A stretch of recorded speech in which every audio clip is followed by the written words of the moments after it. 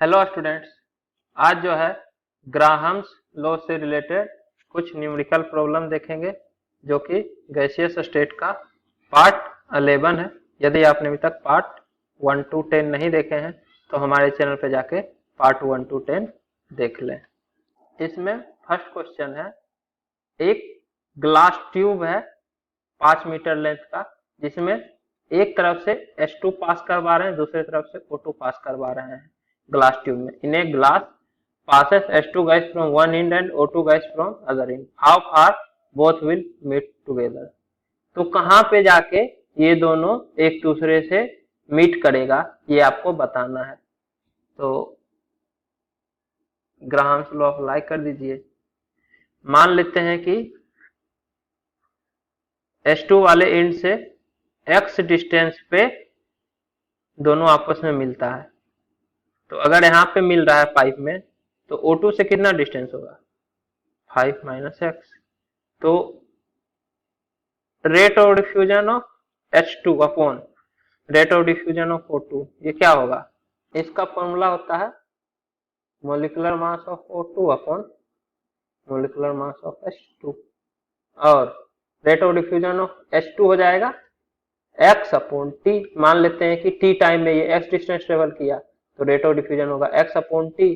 Similarly ये t time में 5 minus x distance travel किया होगा, क्योंकि ये इस पॉइंट पे मिला है तो ये अगर x किया, टोटल लेंथ 5 है तो O2 जो है 5 माइनस एक्स डिस्टेंस ट्रेवल किया, तो rate of diffusion of O2 हो जाएगा 5 माइनस एक्स अपॉन टी। तो implies that x upon T rate of diffusion of H2 upon rate of diffusion of O2 ये इक्वल हो जाएगा under root molecular mass of O2 32 upon molecular mass of H2 2। तो x अपॉन 5 minus X, T से T cancel out हो जाएगा, ये होगा अंडर रूट 16 इक्वल टू 4। तो x equal to 5 minus X into 4, तो x equal to 20 minus 4x, तो 5x इक्वल टू 20, तो x इक्वल टू 4। मतलब हाइड्रोजन वाले एंड से 4 मीटर डिस्टेंस पे H2 और O2 आपस में मिलेगा, या फिर ऑक्सीजन वाले एंड से 1 मीटर डिस्टेंस पे ये दोनों गैस आपस में मिलेगा। So gas will meet at 4 metre from the hydrogen end. यही अगर 20 मीटर का पाइप रहता तो क्या होता, तो उस केस में हाइड्रोजन एंड से 16 मीटर पे मिलता। कहने का मतलब जितना रेट ऑफ डिफ्यूजन O2 का रहेगा उसका 4 गुना ज्यादा रेट ऑफ डिफ्यूजन H2 का रहेगा। मतलब O2 अगर x मीटर चलेगा तो H2 उतने देर में 4x मीटर चल लेगा, मतलब 4 गुना चलेगा। तो O2 4 मीटर चलेगा तब तक में 16 मीटर, तो इस पॉइंट पे आके मिलेगा।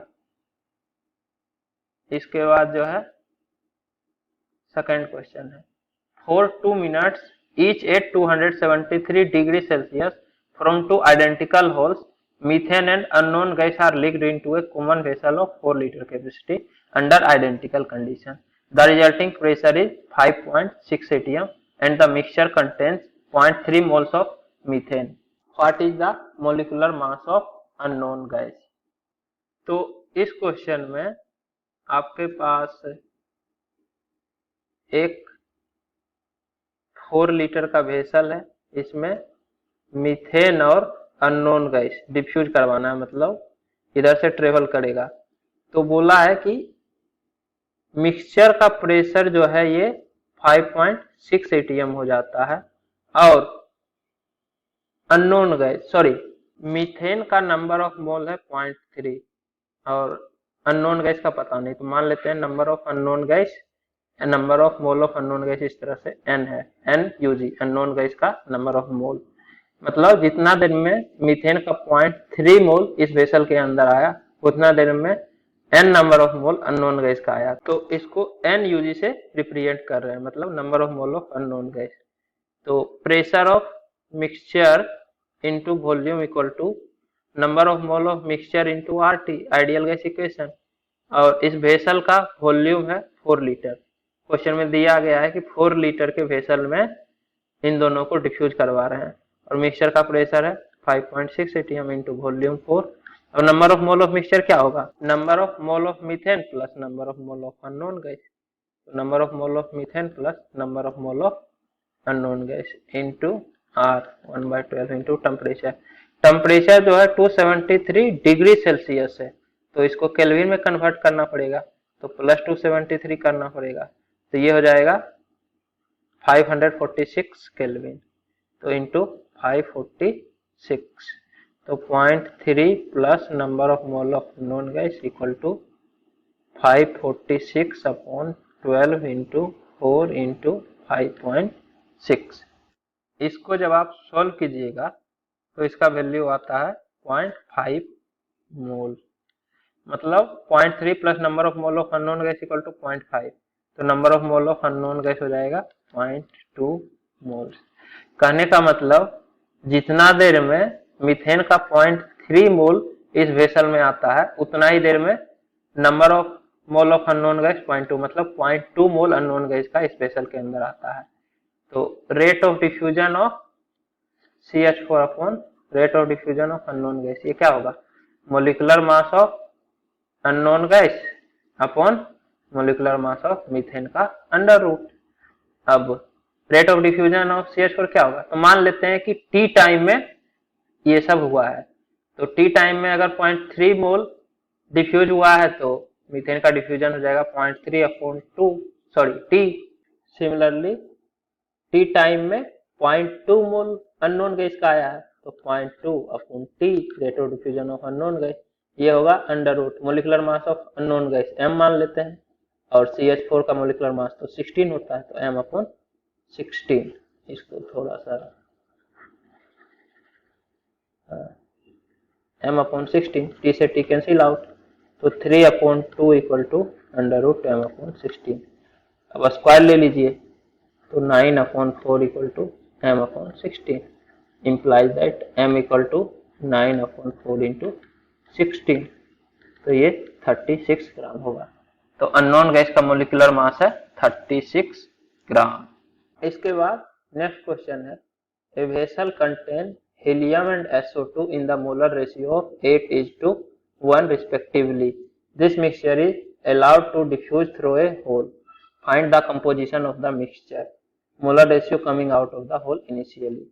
तो कहने का मतलब एक वेसल है जिसमें कि हीलियम और SO2 है 8:1 के रेशियो में, मतलब जितना SO2 होगा उसका 8 गुना हीलियम का नंबर ऑफ मोल है। अब इसको एक होल के द्वारा डिफ्यूज कराना है, तो पूछ रहा है कि मिक्सचर का कंपोजिशन क्या होगा, कहने का मतलब किस रेशियो में होल से जो है हीलियम और SO2 बाहर आएगा, molar ratio coming out of the hole initially. तो कौन सा फॉर्मूला लगेगा, rate of diffusion of helium upon rate of diffusion of SO2 equal to क्या होता है, pressure of helium upon pressure of SO2 into under root molecular mass of SO2 upon molecular mass of helium. इसी में एक और formula था, number of mole of helium upon number of mole of SO2 into under root molecular mass of SO2 upon molecular mass of helium.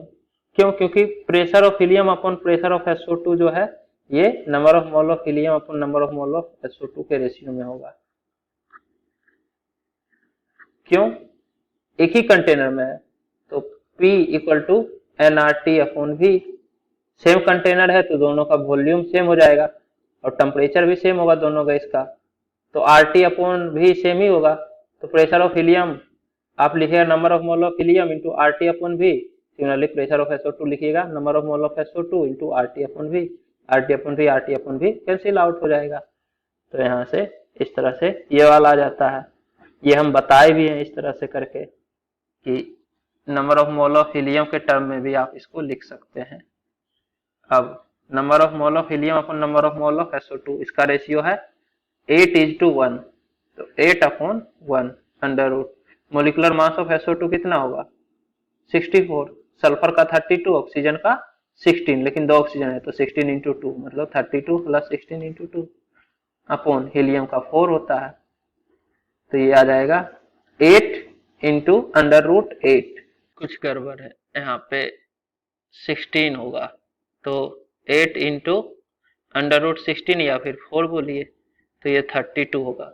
तो rate of diffusion of helium upon rate of diffusion of SO2 32:1 होगा। मतलब अगर 1 मोल SO2 का निकलेगा तो 32 मोल helium का निकल जाएगा। ऐसे इतना है ही नहीं, जब पूरा SO2 खत्म होगा तो हीलियम तो ऑटोमेटिक खत्म हो जाएगा।